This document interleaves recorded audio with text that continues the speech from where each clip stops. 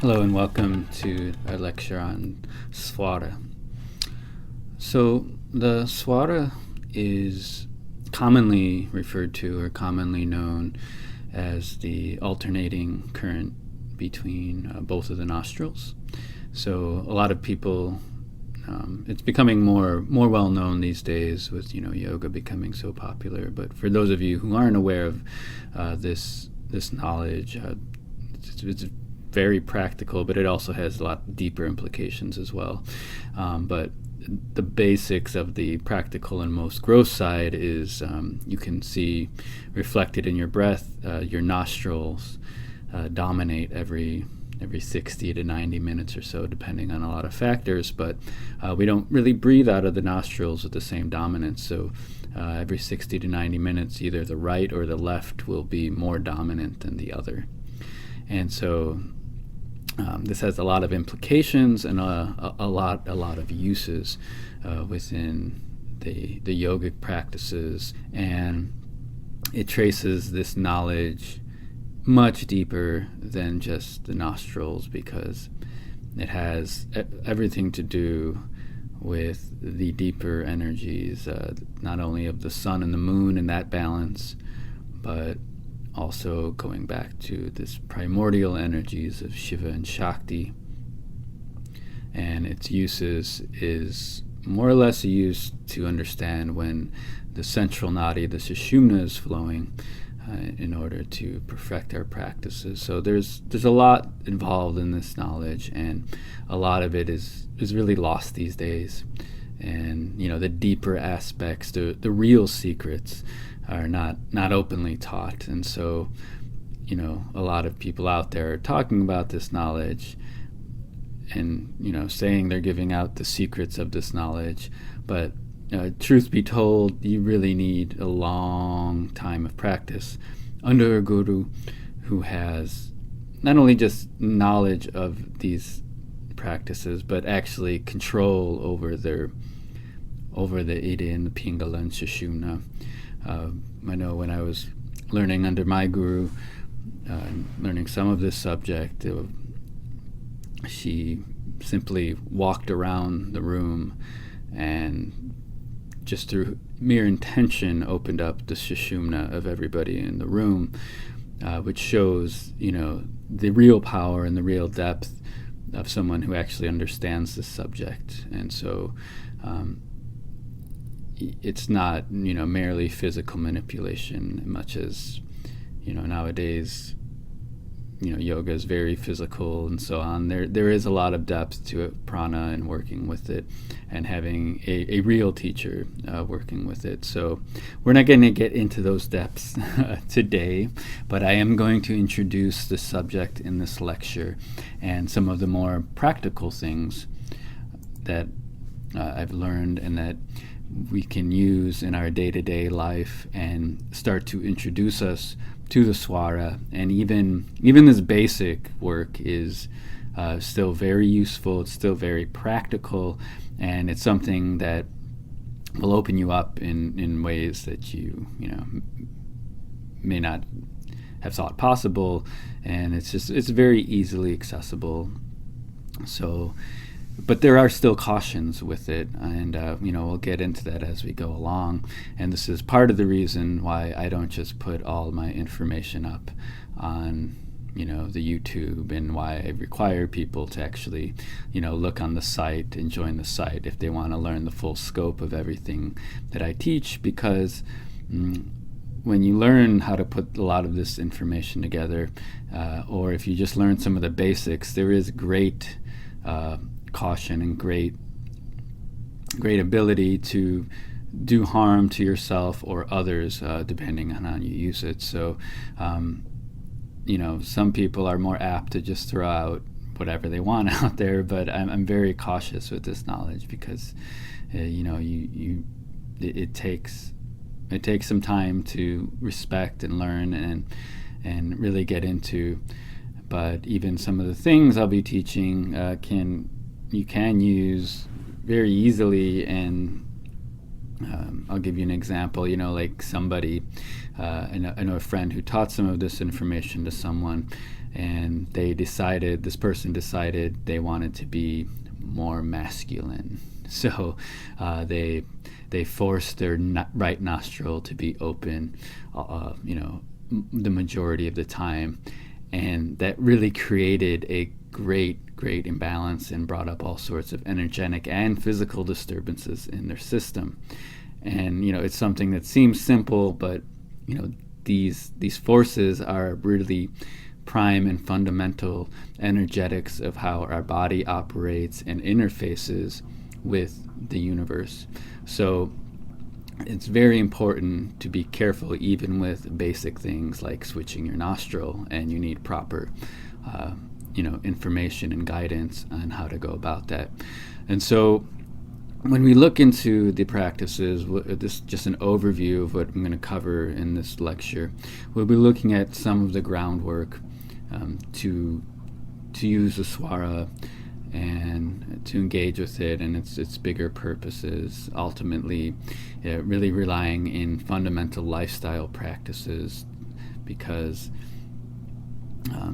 this is a subtle art at its most fundamental, and to use it for, it gets into predictive uses of astrology and all sorts of random things that can be controlled with the Swara. And so in order for those things to be more reliable and understanding, you need some basic groundwork in place, and we'll kind of look at that. We'll get into basic associations of the right and the left. And a lot of this, anybody who's familiar with archetypal thinking or some of the Vedic knowledge will already know, the right is more of the solar nadi, the left is more of the lunar nadi. And so, solar things have to do more with being masculine and outgoing and expressive. The left Ida nadi, or the lunar nadi, has more to do with being receptive, compassionate, auspicious, these kind of things. And there's a lot of associations that get caught up with that. From there, we'll go on to various methods of recognizing the Swara, as well as, the depth of the Swara and how it's functioning within the person. We'll look at the basic Tithi cycles and how the breath is supposed to manifest in accordance with the movements of the sun and the moon in a healthy person, and help set up those energetics. From there, we'll go into, which often doesn't happen in this day and age. Even just paying attention to this knowledge takes a lot in our culture. We're so defunct that even getting the basic awareness of the left and right nostril is a lot for most people, which is why we're keeping with this basic information to begin with. But there we'll get into ideas of balancing the Swara and how to go about doing that, different uses around that, what's the ultimate purpose of that. And then we'll look into the tattva, which are elemental associations around the nostril, how that's used, which is really way more subtle, and as far as we're going to go with a lot of this, because even that's way too much for a lot of people. But we'll look at how that's laid up, as well as different opinions around that, and further associations that the Swara has. It's associated, with elements, as well as the signs and phases of the moon and all that. So we'll put some of that together, and then we'll see how to apply it in our daily life and some of these more practical uses. But also the most important use is for sadhana, and ultimately seeing how our energy is balanced in the system, as well as extending the flow of Sushumna, is really the most important part of this practice, so that when Sushumna is open, if your Kundalini is wakened, you have more access to that. It's easier to meditate when your middle channel is open, and that's really the uses. The deeper use of that, which you really need a guru and a teacher to guide you safely through. And just because your middle channel is open, your Sushumna is open, doesn't mean a whole lot in the long scheme of things. But it's a basic groundwork, a basic basic idea. But either way, that's kind of the overview of what we're going to be looking at in this lecture. And if some of that's confusing for now, don't worry, we'll get into it. Some of you may be aware of some of this knowledge, so this might be, new, old hat to you. So either way, it's very interesting now. So as we go along, if you haven't heard of it, it's really worth checking out. Now, the groundwork. Lifestyle is extremely important in any yogic practice, and this is often sidestepped in our modern day, and it's starting to come up more as Ayurvedic knowledge gets more and more out there in the mainstream. However, even with Ayurvedic knowledge these days, it's getting, not only is it getting terribly dumbed down, but people are trying to hack it or modify it so that, they're trying to still fit into their Western lifestyles, try to fit into their paradigm as much as possible. And which is fine, we're all at different places, but it really doesn't speak to the depth of not only Ayurveda, but yoga, and how imbalanced we really are. And so the Swara and this work will help you kind of see how some of that balance is going, and see some of those shifts happening, and how hard it is to really genuinely sync up your energies with nature and live in real harmony with those movements of the sun and the moon. And so it'll give you a good litmus test and an idea for, whether you're really, BSing yourself into how in tune you think you are with everything. It'll give you a little hint and a little wake-up call, perhaps. But the main idea is that everything affects our prana. As you watch the Swara, I'll give you some practices later on to do with this, but as you watch it, you'll see that everything affects your energetic balance. So even if you undertake an activity really quickly, the Swara shifts really quickly often. If you jump in a hot shower, it can swift. So prana and our energy is really, really really affected by anything around us. And this is why the yamas and the niyamas are so important within the yogic system, and because they lay a ground rule for how to safeguard our prana and how to watch our prana. And that's why in module 1 I really stressed looking at those and taking time with them and implementing them and thinking about them and reflecting on them. They get sidestepped so much these days, or they get grafted into like the asana practice as if asteya had much to do with your asana practice, and it does on a certain level. I mean, don't get me wrong. I mean, everything's kind of related, but those are really more lifestyle practices. Brahmacharya is celibacy. It has to do with restraining the senses. And that pertains to all the senses on a lot of levels, but that sexual urge, which is also connected to our function of taste, is the hardest to control. And you want to do it sanely, but it's not. The West has really reinvented a lot of what these terms mean. So it's important to start to revisit those lectures if you haven't already, and revisit your day-to-day lifestyle and get in place those basics. The basics are a lot, especially with the way we live these days. If you can even get those basic groundwork, you'll have a lot. But once again, there's always that tendency to try to jump into deep, more crazy esoteric teachings to get some hidden power, which is all there, but unless you get that groundwork, which majority of us don't have in place, then you're not going to get a lot. And if you just look at some basic protocols, basic ideas of what's happening, prana depletion, these are just some signposts for you if you have a lot of jealousy and despair, worry, anger, all these kind of, if you have excessive sex, these are just some signposts if you're depleting your prana, if those are things that constantly come up for you in your life.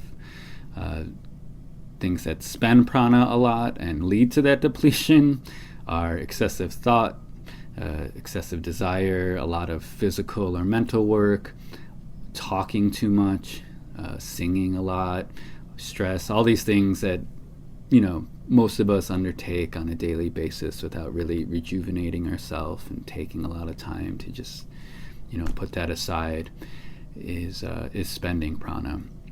And it's important to work these into your daily life to, limit your things in your daily life more so than going on, a weekend retreat every so often, or, 10-day vipassana and then going about the rest of your daily life, engaging in the same old bag. Trying to implement this more and more in your daily life is a lot more important than those kind of spurts of energy, which can help and can inspire you to bring some of it back into your life, but really it's all comes back to daily living. And then expansion of prana involves things like pranayama, meditation, spiritual practices, reciting Om, mantra, eating pure foods, being in nature. All these things seem really general, but the more you pay attention to them, the more important they are. And notice I haven't put, asana in here or kind of physical movements, because the way a lot of yoga these days is practiced is actually depleting to the system, or it creates a lot more mental agitation in the system, especially some of these more alignment-based practices. They trap you in the thought, and they actually lock the prana in certain patterns. So I would be really cautious with almost all the popular yoga out there these days. It has its place and it has its uses, and I'll talk about that in another video, but try to let go of some of that. Try to let go of that focus on the body so much, on the mental aspect, on the attempt to control everything in your life, including your asana practice. So just something to watch out for. And I mentioned pranayama, and what's really important in the practice of pranayama, and in order for it to bear its true effects and its deeper effects, is for any of that magic really happens, is the nadis have to be opened and cleared. And this gets done a lot of different ways. Once again, one of these ways is lifestyle. So, watching violent movies, constantly going to concerts, or, hanging around with different crowds and different social atmospheres. All that kind of stuff blocks up your nadis. And, these yogis, they lived isolated lives in the forest, in nature, which has allowed them access to these states. So the more that you can really basically distance yourself from how most of the world lives, the deeper you're going to get into this stuff. And obviously you have to interface with the world, if most of you are householders out there, but yoga is an internal art when practiced classically. It's not about adapting it to your Western lifestyle. There's just certain things that are in place and laid out all across these shastras, and if you learn from a real teacher, that really aren't negotiable. And nowadays a lot of people are trying to negotiate them, but if you want to do work with the Swara and pranayama, those nadis have to be cleared. So once again, all those lifestyle practices will help to clear the nadi sound.